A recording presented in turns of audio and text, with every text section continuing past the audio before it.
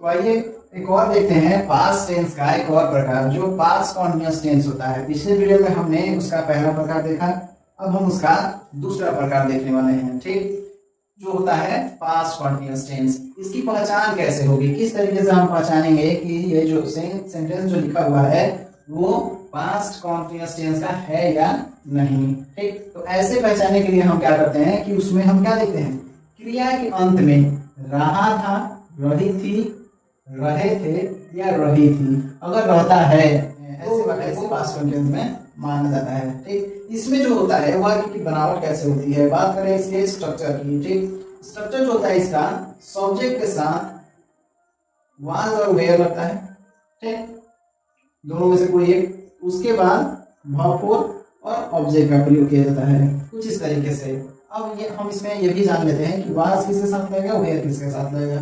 Was जो है वो आई, ठीक, और थर्ड पर्सन सिंगुलर के साथ लगता है, थर्ड पर्सन सिंगुलर के साथ लगता है।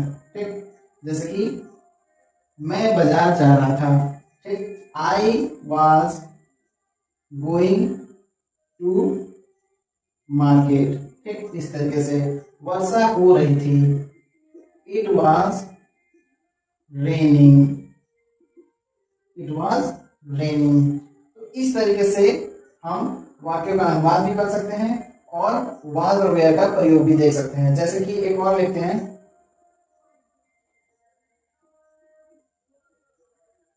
तुम घर जा रहे थे।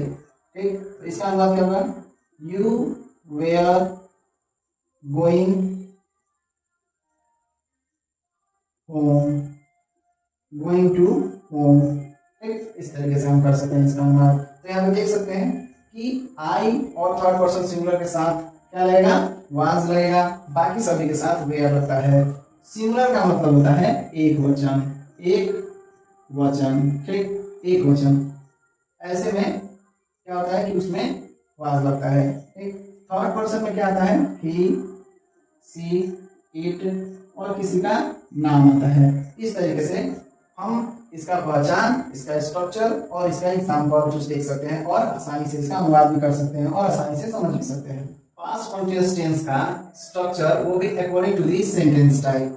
सेंटेंस टाइप के अनुसार हम क्या जानेंगे, उसका स्ट्रक्चर। जैसे कि पहला टाइप है अफर्मेटिव सेंटेंस। अफर्मेटिव सेंटेंस में इसका स्ट्रक्चर जो होता है वो होता है सब्जेक्ट वाज वेयर वर्ब और ऑब्जेक्ट होता है। ठीक, सब्जेक्ट वाज वेयर और वर्ब ऑब्जेक्ट होता है।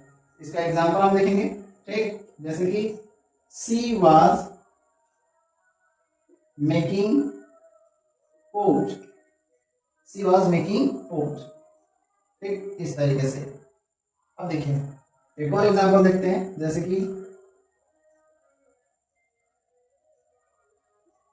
she